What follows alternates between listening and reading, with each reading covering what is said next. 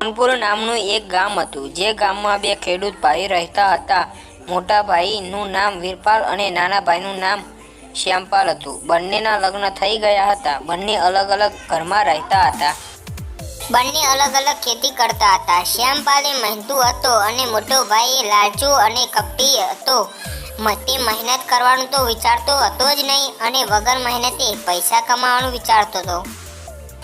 વીરપાલ અને તેના ભાઈ ઘઉંની ખેતી કરી. તેમાં શ્યામપાલ ને મહેનત વધારે કરી તો તેને ઘઉં વધારે થાય અને વીરપાલ આળસી હતો તો તેને ઓછા થયા અને વીરપાલ દુઃખી થયો અને તેને તે વિચારવા, મારા ભાઈ સાથે ખેતી કરશું તો વધારે કમાશું. ભાઈ પાસે ગયો અને આપણે સાથે રહીને કામ કરીએ અને બંને ભેગા મળીને ખેતી કરશે, જે છે હવે વધારે ફાયદો થાય છે અને જે આવશે તેમાંથી વેચીને ખાશું. શ્યામપાલ કહ્યું કે બંને ભેગા થઈને ખેતી કરશું. વીરપાલના મનમાં ખુશ થયો અને બીજા દિવસે તે શ્યામપાલ તેને બોલાવવા ગયો તો ખેતરમાં જઈ ત્યારે વીરપાલ કહે છે કે બાનું બનાવીને બોલ્યો, મને પેટમાં દુખાય છે, તું જા. શ્યામપાલ બોલ્યો, સારું, હું જઉં છું, તું આવ. એમ કહી શ્યામપાલ બંનેને ભેગી ખેતી કરી. ત્યારે તેનો મોટો ભાઈ ક્યાંક ને ક્યાંક બાના બનાવે કામ કરવા જતો જ નહીં. બાનું બનાવતો અને આળસી અને કપટી હોવાને કારણે કોઈ નવું બાનું બનાવે અને તે કામ પર ના જતો અને થોડો સમય થતાં પાક સારો થયો. નાનો ભાઈ તો મહેનત વધારે કરતો અને પાક સારો હોવાને કારણે બંને ભાઈ ખુશ હતા અને વીરપાલ આળસી હોવાને કારણે તેને ક્યારેય પાક સારો ન થતો અને તે વિચારવા લાગ્યો કે પ્લાન સક્સેસ થઈ ગયો. મહેનત બધી તેને કરી અને વિચારવા લાગ્યો કે વધારે પૈસા કમાઈશું અને તેની પત્નીને કહ્યું કે ખેતી સારી થઈ છે. તે વિચાર્યું કે એવું શું કરું કે મારે બધો પાક આવે.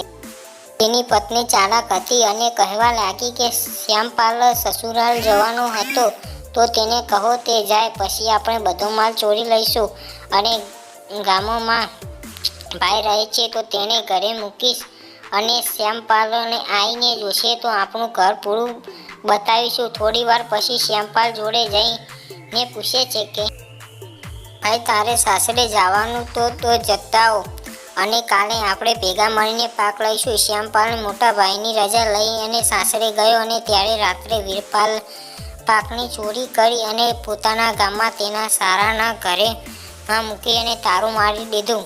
શ્યામપાલ બીજા દિવસે ઘેર આવ્યો તો જોયું તો પાકનો એક પણ દાણો ન હતો. તે જોઈને તે કહેવા લાગ્યો, આ શું થયું? તે રોવા લાગ્યો. ત્યારે વીરપાલ આવ્યો. તે પણ તેની સાથે નાટક કરતા રોવા લાગ્યો અને કહેવા લાગ્યો, એ ભગવાન, શું થયું આ તમે?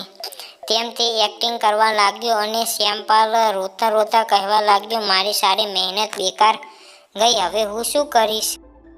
તેની પત્નીને ઘરે જઈ વાત કરી. કહે કે આપણે એ શું ખાશું? તેની પત્ની કહેવા, આપ ચિંતા ના કરો, ભગવાન બધું સારું કરશે. જીવનમાં સુખ દુઃખ આવે જ છે. આ વખતે તો આપણા ભાઈ પાક ઉગાડશે અને આપણું બીજા ખેતરમાં બટાકા વાવીશું. અને બીજા અને તેના પડતર ખેતરમાં જઈને તે ખેતરમાં સાફ સફાઈ કરવા લાગ્યો અને કહેવા લાગ્યો, હે ભગવાન, તુને મુझे કણસી સજા દી. અને તે ખેતરમાં હળ ચલાવવાનો હતો કારણ કે સાફ કરતો હતો અને તે એક ખૂણો બાકી હતો. ત્યારે તેને કડાડી ખોદતો હતો. ત્યારે તેણે એક મોટો પથ્થર પર અડી. ત્યારે તે પથ્થર હટવા લાગ્યો અને તે પથ્થર જમીનની અંદર હતો. ત્યારે તે ખોદીને બહાર કાઢે. ત્યારે તે નીચે જોયે તો એક માટલી દેખાણી અને તે માટલીમાં સોનાના સિક્કાઓ હતા અને ત્યારે તે માટલી લઈને ઘેર આવ્યો. તેની પત્નીને કહ્યું, ભગવાન કેટલો દયાળુ છે, જો આપણા ઉપર દયા કરી લકે આપણે શું કરત? આપણા નસીબ ઉભર્યા. જ્યારે વીરપાલ ઘણા સમયથી પાક વેચતો ન હતો ત્યારે તેની પત્નીએ તેને કહેવા લાગી કે હવે તો પાક વેચો. હવે તો શ્યામપાલ પણ ભૂલી ગયો હશે. વીરપાલ કહે છે, ભાવ વધે ત્યારે વેચીશું. જોજે થોડા સમયમાં ઘઉંના ભાવ વધી જશે.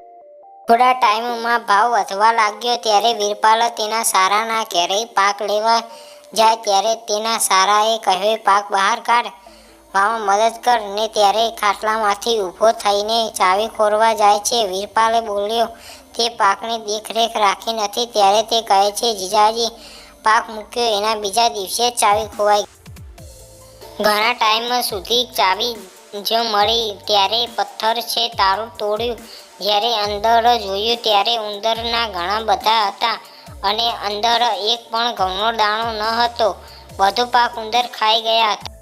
શ્યામપાલ સારો અને મહેનતી માણસ હોવાને કારણે તેને તેના પાકનું ડબલ ગણું મળી જાય છે. વીરપાલ કપટી અને ચોર હોવાના કારણે તેને કાંઈ મળતું નથી અને જે ધનપાક હોય છે તે પણ ઉંદર ખાઈ જાય છે. પરથી એવો બોધ મળે છે આપણને કે જે મહેનત કરે તેને હંમેશા ફળ મળે જ છે અને કર્મના ફળ ભોગવવા જ પડે છે.